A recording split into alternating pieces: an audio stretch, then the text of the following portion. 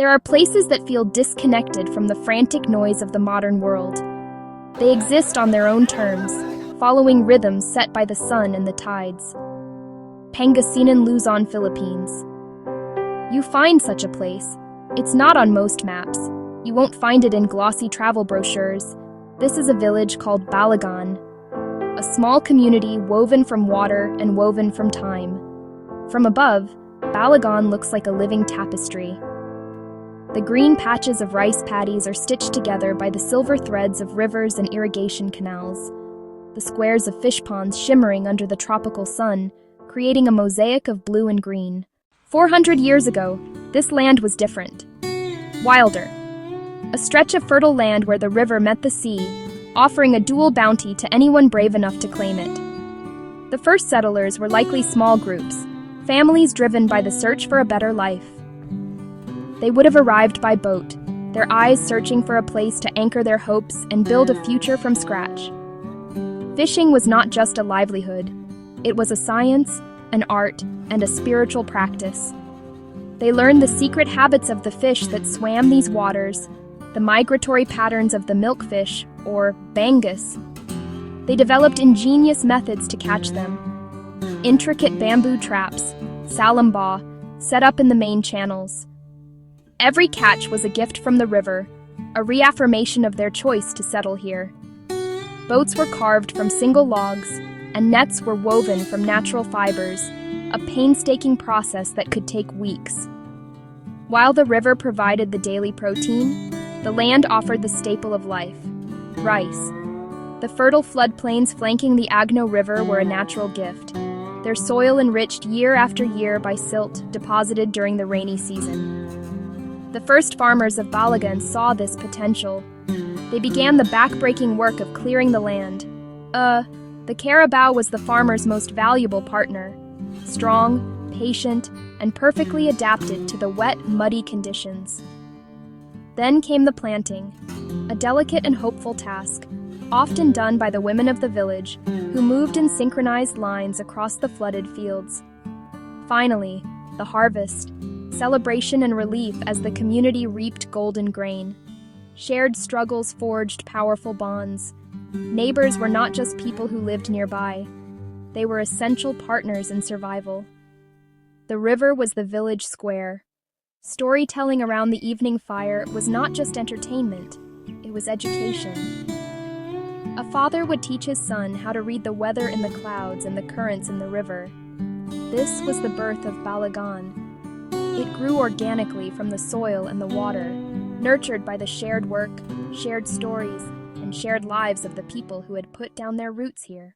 By the late 16th century, a new power had arrived in the archipelago. The Spanish Empire, driven by God, glory, and gold.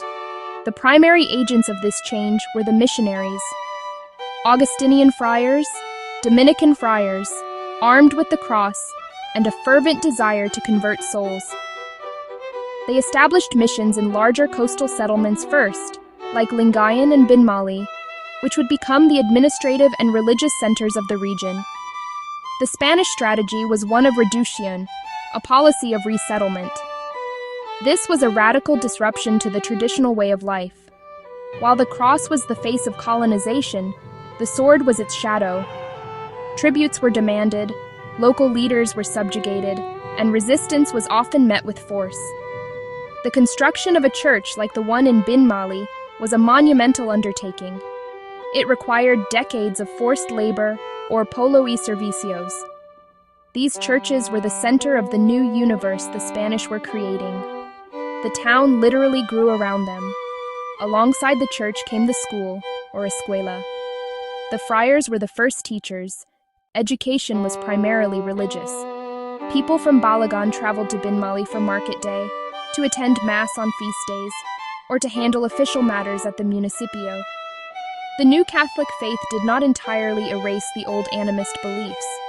Instead, the two systems began to merge. Folk Catholicism. Feast days were celebrated with fervor, a mix of solemn Christian ritual and the communal spirit of a pre-colonial harvest.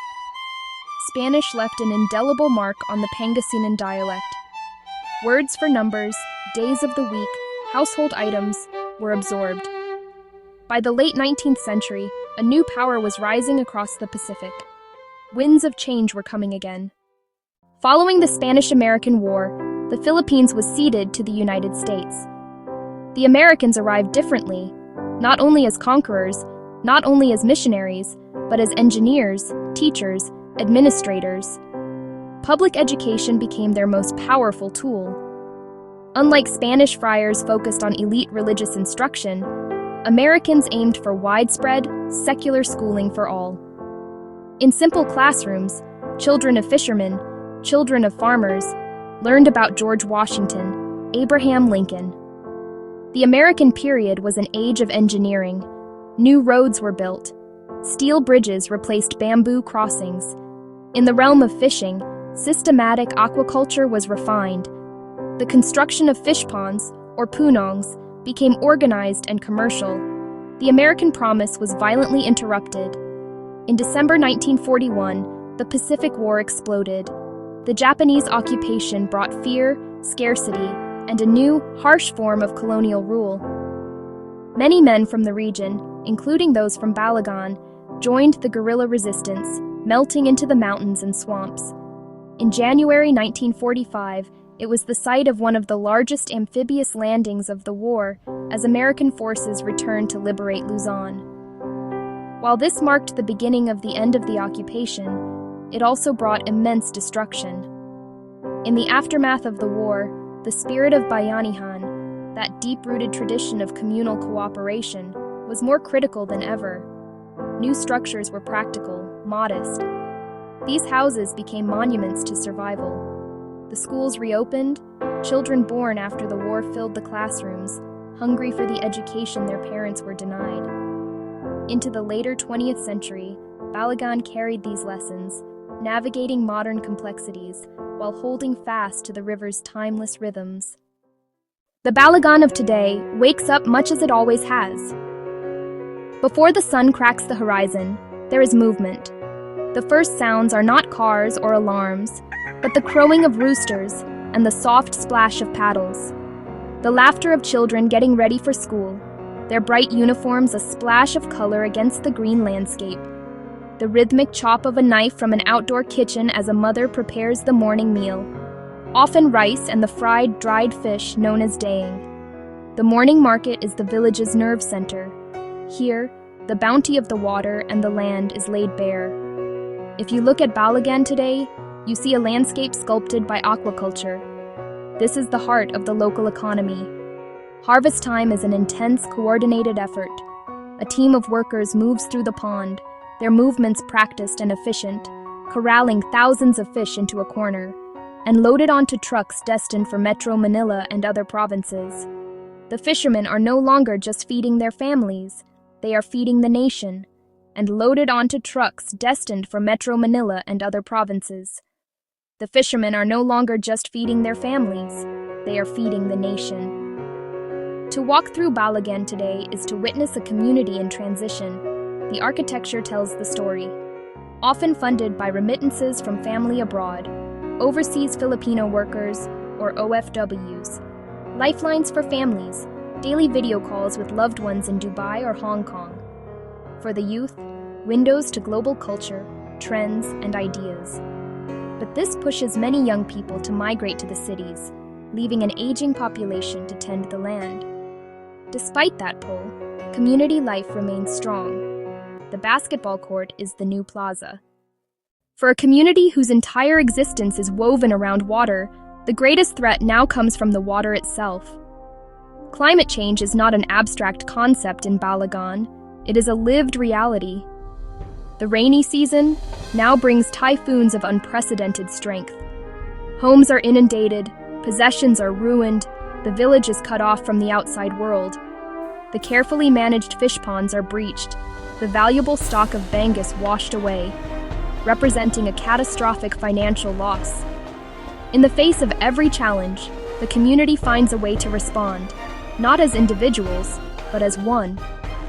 When the floods come, neighbors rescue neighbors. They work with local government and nonprofit organizations to implement climate adaptation projects. like planting mangrove forests to serve as natural seawalls. Some of the younger generation are choosing to stay, armed with new knowledge. This fusion of modern science and traditional wisdom offers a glimpse of a possible future. The people of the river have not forgotten the most important lesson the water has taught them: to endure, to adapt, and to always, always flow forward. The faith that fills the small chapel on Sundays and spills into the street during vibrant fiestas. The unspoken code of hospitality: no visitor leaves hungry or heavy-hearted. That soul reveals itself most deliciously through food. The sour tang of sinigang, the salty umami of bagung, the smoky char of grilled bangus, flavors that are the taste of home. Above all, Balagan is a culture of storytelling. History lives in elders' memories. It is a time when those who have left, the OFWs, the city dwellers, make the pilgrimage back home. The fiesta is a grand reunion. Every house prepares a feast. Lechon, the celebrated roasted pig, pancit for long life, sweet spaghetti for the children. The small village chapel is the spiritual heart of Balagan. It is where life's most significant moments are marked: baptisms, weddings, funerals. In a world that is constantly changing, these rituals are a powerful statement of identity, a declaration that even as the future arrives, the past will never be forgotten. So this is Balagan, a small corner of the Philippines that holds within it a universe of stories. Here, the past is not a foreign country. It is a constant presence, living in the muscle memory of the fisherman casting his net, in the foundations of the post-war houses, and in the names of the families who have lived here for centuries. The past and the present are not separate. They coexist, flowing into one another like the fresh water of the river meeting the salt of the sea, creating something unique and resilient. Balagan bin Malay, a small community with a rich heart and deep history. A place where the past meets the present, and where every wave tells a story.